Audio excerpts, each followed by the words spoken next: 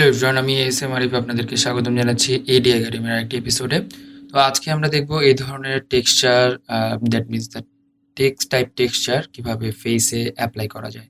চলুন শুরু করি। আপনি যদি চ্যানেলে নতুন হন অবশ্যই চ্যানেলটি সাবস্ক্রাইব করে বেল আইকনটি প্রেস করুন।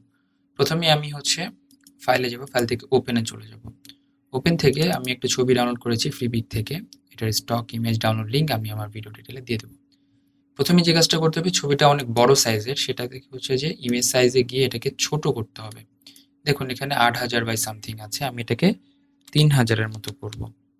সো তার আগে এখানে যে লিঙ্ক বাটনটি আছে এটা প্রেস করে নেবেন, আদারওয়াইজ এটা কিন্তু রেশিও অনুযায়ী সিমেট্রিক্যালি চেঞ্জ হবে না। এখান থেকে ওকে করছি। ওকে করার পর এটা রিসাইজ হয়ে গেল, তার মানে এটা এখন খুব বেশি বড় সাইজের নাই। এখন যে কাজটা আমাকে করতে হবে সেটা হচ্ছে এই ছবিটাকে আমার ব্যাকগ্রাউন্ডে রিমুভ করতে হবে।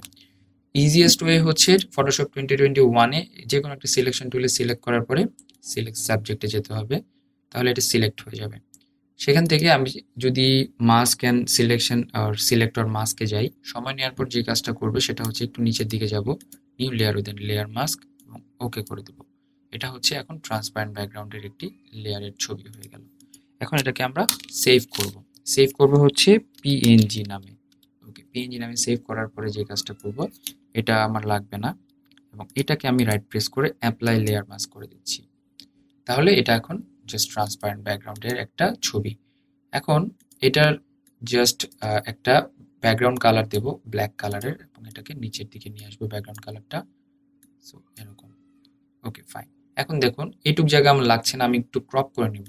সো এই ক্রপিংটা করব আমি হচ্ছে স্কোয়ার শেপে, তাহলে আমি বিভিন্ন সোশ্যাল মিডিয়া বিশেষ করে ইনস্টাগ্রামে পোস্ট দিতে পারবো। তো ধরুন এরকম আমি একটা করে নিলাম এবং টিক মার্কে ক্লিক করলাম। এখন আসুন এটাকে আমি যেটা করবো সেটা হচ্ছে ব্ল্যাক অ্যান্ড হোয়াইট করে ফেলবো। এখান থেকে ব্ল্যাক অ্যান্ড হোয়াইটে চলে যাচ্ছি, যাওয়ার পরে দেখুন এটাকে আমি একটু ইয়েলো ডাউন করে দেব, রেডটাকেও একটু ডাউন করে দেব। সো মোটামুটি এরকম একটা ব্ল্যাক অ্যান্ড হোয়াইট করে ফেলছি এবং দুটাকে সিলেক্ট করে এটাকে মার্জ করে ফেলবো এবং সেভ করে ফেলবো।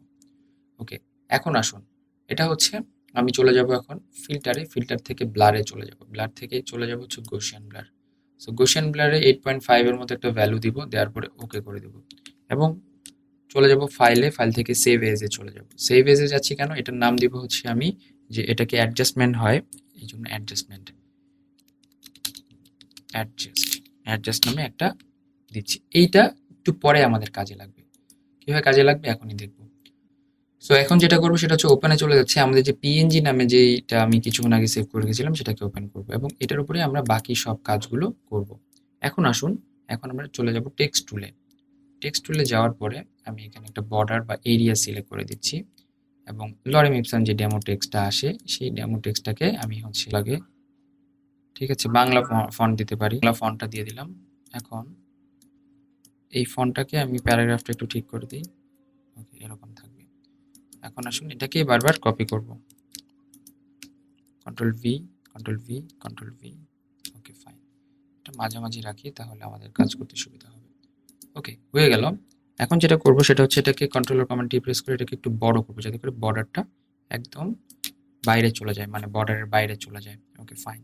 এখন এটাকে ঠিক নিচের লেয়ারে দেব এবং এই যে আমাদের যে ছবিটা আছে এটাকে রাইট প্রেস করে ক্রিয়েট ক্লিপিং মাস্ক করব। চলে আসলো। এখন চলে আসলেও প্রপারলি কিন্তু জিনিসটাকে এখনো পায় নাই।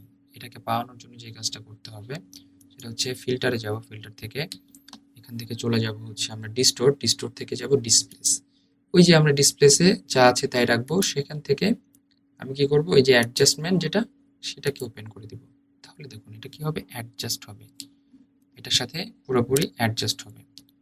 তারপর যে কাজটা করতে হবে সেটা হচ্ছে যে আমরা এই ছবিটাকে কন্ট্রোলার কমান্ড প্রেস করে সিলেক্ট করব, তারপরে টেক্সট টুলে যাব এবং এটাকে মাস্ক করে দেব, তাহলে কালো এরিয়াটা চলে যাবে।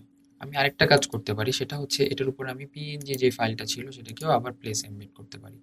ধরুন পিএনজিটা আমি এখানে আবার প্লেস এমবেড করলাম, করার পরে ফেসটুকু বাদে বাকিটুকু আমি কি করব, মাস্ক করে ফেলবো। সো ফেসটুকুই মাস্ক করবো অ্যাকচুয়ালি, ধরুন এই ফেসটুকুই শুধু মাস্ক করে ফেললাম। তাহলে কি হচ্ছে, শুধু ফেসের অংশটুকু পাচ্ছে সে, অন্য কিছু কিন্তু পাচ্ছে না। চুলে আমার মাস্ক করার দরকার নাই, দেখতেই পাচ্ছেন। যত মাস্কটা যত নিখুঁতভাবে করবেন ততই ভালো। দেখুন এখানে চুলের এখানে মাস্ক হয়ে গেছে, সেক্ষেত্রে সাদা করে নিব, ব্রাশের সাইজ ছোট করে মাস্ক করবো আবার, মানে কি শুধুমাত্র ফেসটা মাস্ক হবে, অন্য কিছু মাস্ক হবে না, ব্যাপারটা হচ্ছে এরকম। সো দেখতেই পাচ্ছেন। এখন যে কাজটা করতে হবে, এটাকে আরেকটু ঠিক করার জন্য একটা ফটো ফিল্টার দিব আমরা। ফটো ফিল্টারে চলে যাচ্ছি, একটু ওয়ার্ম টাইপের ফটো ফিল্টার দিলে ভালো লাগে। সো এরকম। এবং আরেকটা কাজ করবো, সেটা হচ্ছে লেভেলসে চলে যাব। এখান থেকে লেভেলসে গিয়ে এটা লেভেলসটা ঠিক করে দেব। ওকে, এরকম। সো হয়ে গেল আমাদের টেক্সচার দেয়া যত রকম। এটা ছিল একটা টেক্সচার, এটা আরেকটা টেক্সচার। আমরা জুম করলেও জিনিসটা প্রপারলি দেখতে পাবো, টেক্সচার হয়ে গিয়েছে। সো এই ছিল আজকে টিউটোরিয়াল। আশা করছি এখান থেকে অনেক কিছু শিখতে পেরেছেন। ভালো থাকবেন সবাই, সুস্থ থাকবেন সবাই। Keep me in your prayers as well. আজকের মতো ASMR AD একাডেমি থেকে বিদায় নিচ্ছি। আল্লাহ হাফেজ।